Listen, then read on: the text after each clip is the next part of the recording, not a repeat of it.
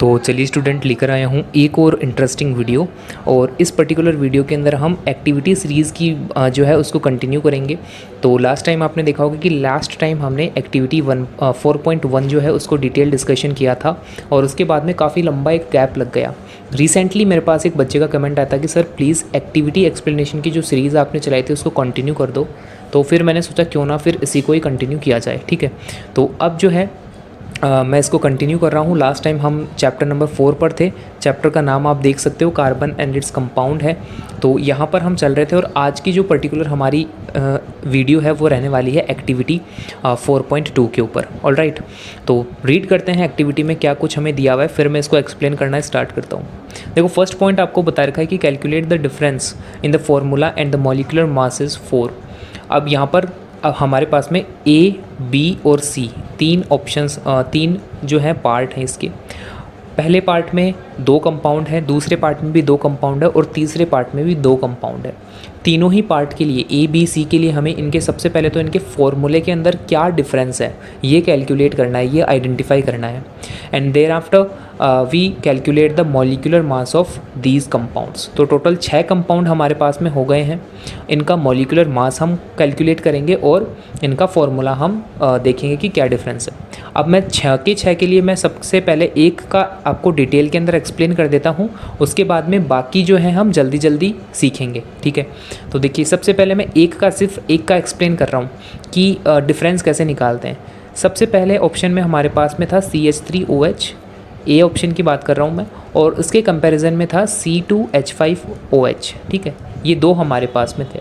तो सबसे पहले बात करते हैं कि फॉर्मूले के अंदर डिफरेंस कैसे आइडेंटिफाई करते हैं। आपको नंबर ऑफ़ एटम्स काउंट करने हैं, कार्बन, हाइड्रोजन और ऑक्सीजन के। तो यहाँ अगर हम करने बैठें, कार्बन का यहाँ पर 1 एटम है, हाइड्रोजन के टोटल 3 + 1 4 एटम है और ऑक्सीजन के यहाँ पर टोटल 1 एटम है। ठीक है, इतना क्लियर है। उसके बाद में हम अगर चलें सेकंड, ये जो कंपाउंड अपने लिखा है C2H5OH, इसके लिए तो यहाँ पर आप देखोगे कि 2 एटम तो कार्बन के हैं, हाइड्रोजन के 5 + 1 यानी कि टोटल 6 जो है एटम हाइड्रोजन के हैं और ऑक्सीजन का यहाँ पर 1 एटम है। नंबर ऑफ़ एटम्स काउंट कर लिए। अब आपको क्या करना है, यहाँ पर कंपेयर करना है नंबर ऑफ़ एटम्स को। तो कंपेयर जब हम करेंगे तो ऑक्सीजन का 1 एटम, ऑक्सीजन का एटम, कोई डिफरेंस नहीं है। हाइड्रोजन के 4 एटम, हाइड्रोजन के 6 एटम, यहाँ पर डिफरेंस है, 2 एटम जो हैं वो यहाँ पर एक्स्ट्रा है। ठीक है, देन कार्बन के अंदर यहाँ पर 1 एटम है, यहाँ पर 2 एटम है, तो यहाँ पर अगेन 1 कार्बन का एटम एक्स्ट्रा है। तो हम ये कहेंगे कि यहाँ पर 1 तो कार्बन का एटम एक्स्ट्रा है और 2 हाइड्रोजन के एटम एक्स्ट्रा, तो यानी कि टोटल यहाँ पर CH2 जो है वो एक्स्ट्रा है। ठीक है, तो इस तरीके से हमने ये कैलकुलेट कर लिया कि what is the difference between the formula of these 2 compounds. यही काम आपको किसके लिए करना है, ये जो हमारा बी पार्ट दे रखा है यहाँ पर C2H5OH के अंदर और C3H7OH के अंदर, इन दोनों के अंदर भी यही काम करना है। तो मैं सीधा ये बता देता हूँ आपको कि जब आप यहाँ पर नंबर ऑफ़ एटम्स इनका कैलकुलेट करोगे तो आपको रिजल्ट सेम देखने को मिलेगा। यहाँ पर भी CH2 का ही डिफरेंस है इन दोनों के अंदर। और यही जो बात है मैं तीसरे ऑप्शन के लिए भी कहूँगा, C3H7OH एंड C4H9OH, इन दोनों के अंदर भी CH2 का ही डिफरेंस आपको देखने को मिलेगा। मैंने कैलकुलेट करके देखा है, नंबर ऑफ़ एटम्स मैंने काउंट किए हैं सबके। ठीक है, तो ये तो बात रही अपनी फॉर्मूले के अंदर क्या डिफरेंस है। तो फॉर्मूले के अंदर CH2 का डिफरेंस आ रहा है सभी के अंदर, कंपाउंड्स के अंदर। अब बात आती है मॉलिक्यूलर मास की। तो मॉलिक्यूलर मास कैसे कैलकुलेट करते हैं इसके बारे में थोड़ा सा बात कर लेते हैं। देखो, मॉलिक्यूलर मास जो है, MM लिख रहा हूँ मैं शॉर्ट में इसको, इसका एक सीधा सा फॉर्मूला है। फॉर्मूला क्या है कि आपको एटॉमिक मास का पता होना चाहिए और जब आप एटॉमिक मास को नंबर ऑफ़ एटम्स से मल्टीप्लाई कर दोगे तो आपका मॉलिक्यूलर मास निकल करके आ जाएगा। फॉर एग्ज़ाम्पल, एक सिंपल कंपाउंड मैं लेता हूँ वाटर का, H2O, ये सबसे सिंपल कंपाउंड है H2O। ठीक है, अब हमें मान लो कि ये बोला गया H2O का मॉलिक्यूलर मास आपको आइडेंटिफाई करना है। कंपाउंड है H2O जो हमने लिख लिया। सबसे पहले आप ये देखो कि यहाँ पर कौन कौन से एलिमेंट्स हैं। तो आपको मिलेगा कि एक तो हाइड्रोजन एलिमेंट है और एक ऑक्सीजन, ये 2 एलिमेंट से मिल करके H2O बना। यहाँ पर आपको हाइड्रोजन का एटॉमिक मास पता होना चाहिए। तो हाइड्रोजन का एटॉमिक मास होता है 1। अब इसको आपको मल्टीप्लाई किस चीज़ से करना है, एटॉमिक मास तो हमने लिख लिया, इसको मल्टीप्लाई करना है नंबर ऑफ एटम्स से कि हाइड्रोजन की कितने नंबर ऑफ एटम्स कंपाउंड में हैं। तो H2O के अंदर आप देखोगे कि हाइड्रोजन के टोटल कितने एटम्स हैं, 2 एटम्स हैं यहाँ पर, तो हम लिखेंगे यहाँ पर 2 एटम ऑफ हाइड्रोजन। तो ये काम मैंने 1 × 2 किसके लिए किया है, हाइड्रोजन के लिए। अब ऑक्सीजन अभी बाकी है, तो यहाँ पर हम बीच में लगाएंगे प्लस का साइन, और अब हम काम करेंगे ऑक्सीजन के लिए। तो सबसे पहली बात आती है what is the atomic mass of oxygen. Atomic mass of oxygen होता है 16, और इसको मल्टीप्लाई करेंगे नंबर ऑफ ऑक्सीजन एटम से। ऑक्सीजन कितने एटम ऑक्सीजन के हैं यहाँ पर वाटर के अंदर, तो 1 एटम है। तो यहाँ पर हमारा ये काम हो जाता है ऑक्सीजन के लिए।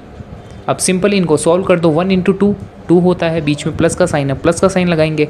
16 × 1 16 होता है, तो 2 + 16 टोटल आ गया हमारा 18। तो 18 जो है वो क्या निकला है हमारे पास में, मॉलिक्यूलर मास ऑफ वाटर।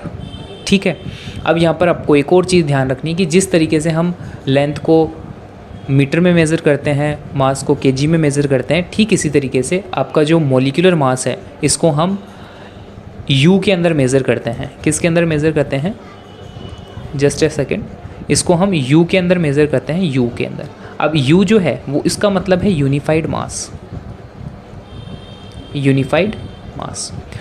इससे पहले AMU लिखा जाता था, और AMU का मतलब होता था atomic mass unit, but atomic mass unit को हटा दिया अब, और उसकी जगह पर लिखने लग गए यू।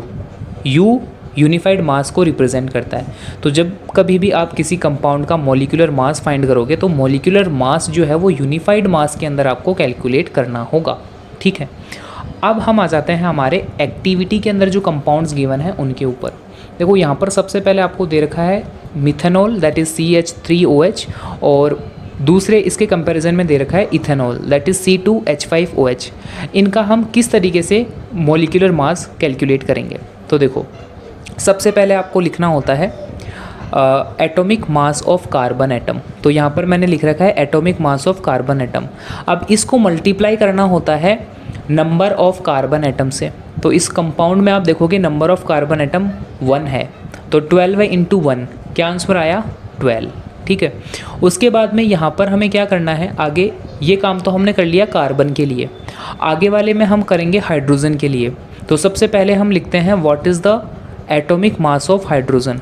तो हाइड्रोजन का एटॉमिक मास होता है 1, और 1 को हम मल्टीप्लाई कर देंगे नंबर ऑफ हाइड्रोजन एटम। तो total number of hydrogen atom है यहाँ पर 4 × 1, तो आंसर आ जाएगा हमारा टोटल 4। ठीक है, उसके बाद में हम बात करेंगे ऑक्सीजन एटम की। तो सबसे पहले हम लिखेंगे atomic mass of oxygen that is called 16, और 16 को हम मल्टीप्लाई कर देंगे नंबर ऑफ ऑक्सीजन एटम। तो इस कंपाउंड में 1 है, तो ये आंसर आ जाएगा 16। तो इस तरीके से मेरा यहाँ पर फाइनल आंसर आ गया 12 + 4 + 16, और जब मैंने इनको ऐड किया तो मेरा आंसर टोटल आया 32U। अब ये 32U क्या है, 32U यूनिफाइड मास है, मॉलिक्यूलर मास है मिथेनॉल का। यही काम हम करेंगे C2H5OH के लिए। तो इसके अंदर हम इस तरीके से इसको कैलकुलेट करेंगे तो लास्ट में हमारा आंसर आएगा 46U, that is the molecular mass of ethanol. अब आपको यहाँ पर मॉलिक्यूलर मासेस के बीच में डिफरेंस कैलकुलेट करना है। तो डिफरेंस कैसे कैलकुलेट करेंगे, सिंपल है, जो बड़ा मॉलिक्यूलर मास है उसमें से छोटे मॉलिक्यूलर मास को सब्ट्रैक्ट करेंगे। तो हम करेंगे 46 - 32U, तो हमारा ओवरऑल आंसर आएगा 14U। तो हम ये यहाँ से ये आइडेंटिफाई करेंगे जो 14U है ना, इतने का डिफरेंस दोनों कंपाउंड्स के बीच में है। मिथेनॉल और इथेनॉल के बीच में 14U मॉलिक्यूलर मास का डिफरेंस है। तो यहाँ से हमें एक और चीज़ कंफर्म हो गई कि भाई मॉलिक्यूलर मास जो है वो कैसे आइडेंटिफाई किया जाता है, और यहाँ दोनों कंपाउंड में कितना डिफरेंस मॉलिक्यूलर मास का है। ठीक है, अब ये सारा काम हमने किया था A के लिए, अभी B के लिए भी करना है और C के लिए भी करना है। तो देखो B के लिए मैंने स्लाइड रेडी कर रखी है। B का जब हम मॉलिक्यूलर मास फाइंड करेंगे तो पहला कंपाउंड यहाँ पर आएगा C2H5OH, जिसका मॉलिक्यूलर मास होता है आपका जस्ट अ सेकेंड, इसका मॉलिक्यूलर मास होता है आपका 46U। देन हम कैलकुलेट करेंगे C3H7OH का, जो है प्रोपेनॉल। तो इसका मॉलिक्यूलर मास आपको दे रखा है 60U। तो 60U आ गया, 46U आ गया, इनके बीच में हम डिफरेंस जो है वो निकालेंगे 60 - 46, तो हमें अगेन मिलेगा 14U। ठीक है। और इसी तरीके से जब हम यही काम सी पार्ट के लिए करेंगे तो उसके अंदर भी हमें कुछ सेम रिजल्ट देखने को मिलेंगे कि यहाँ पर भी डिफरेंस कितने का निकलेगा, 14U का ही डिफरेंस निकलेगा। तो अल्टीमेटली हम लास्ट के अंदर ये कह सकते हैं कि जो हमारा फर्स्ट पॉइंट है उसके अंदर जो हमने काम किए तो हमने ये देखा कि भाई जो 6 कंपाउंड है उनके बीच में आपस में CH2 का तो स्ट्रक्चरल डिफरेंस है, फॉर्मूला में डिफरेंस है, और 14U का उनके बीच में मॉलिक्यूलर मास के बीच में डिफरेंस है। ये अपना फर्स्ट पॉइंट क्लियर हुआ। अगले पॉइंट में ये बोल रहा है कि is there any similarity in these 3 compounds. तो इन तीनों के अंदर, किन तीनों के अंदर, इन तीनों के अंदर फर्स्ट A, B और C, इन तीनों के अंदर क्या और सिमिलरिटी है कुछ? तो और कोई सिमिलरिटी नहीं है, बस हमें एक ही सिमिलरिटी देखने के लिए मिली है कि इनके बीच में CH2 का रिलेशन काम कर रहा है और 14U का रिलेशन काम कर रहा है। ठीक है, तो इसका आंसर हम लिख लेंगे कि yes they are differ by CH2 unit and the difference in their molecular mass is 14U। Then coming to the next point, यहाँ पर थर्ड पॉइंट में आपसे पूछा है कि arrange these alcohol in the order of increasing carbon atoms to get a family. ये जितने भी 6 कंपाउंड्स आपके सामने हैं इनको इंक्रीजिंग वे के अंदर अरेंज करना है, और ध्यान इस चीज़ का रखना है कि कार्बन एटम्स जो हैं, नंबर ऑफ कार्बन एटम्स जो है वो इंक्रीज़ होने चाहिए। तो हमने ये काम भी कर दिया। हमने सबसे पहले रखा CH3OH को, दूसरे नंबर पर रखा C2H5OH को, तीसरे नंबर पर रखा C3H7OH को, और फोर्थ नंबर पर रखा C4H9OH को। ऐसा करने पर हमें एक पैटर्न नज़र आया कि जो कार्बन के एटम्स थे वो इंक्रीजिंग ऑर्डर में अरेंज हुए। ठीक है, आप यहाँ पर देख भी सकते हो, यहाँ पर 1 कार्बन एटम है, यहाँ पर 2 कार्बन है, यहाँ पर 3 कार्बन है और यहाँ पर 4 कार्बन है। तो इस तरीके से हमने इनको इंक्रीजिंग वे के अंदर अरेंज कर दिया। साइंटिफिक नेम भी इनका ध्यान रख सकते हो आप, जैसे फर्स्ट को हम बोलते हैं मेथेनॉल, सेकेंड का नाम होता है ethanol, then third propanol and fourth जो है वो है बुटेनॉल आपका। ठीक है, तो इस तरीके से हमने इनको अरेंज कर दिया। अब आगे चलते हैं एक्टिविटी में। तो आगे हमसे कहा है कि can we call this family a homologous series. क्या ये जो हमने अरेंज किए हैं इस पूरी फैमिली को हम एक होमोलोगस सीरीज़ कह सकते हैं? तो क्वेश्चन आता है कि सर सबसे पहले होमोलोगस सीरीज़ क्या है, इसके बारे में बताओ।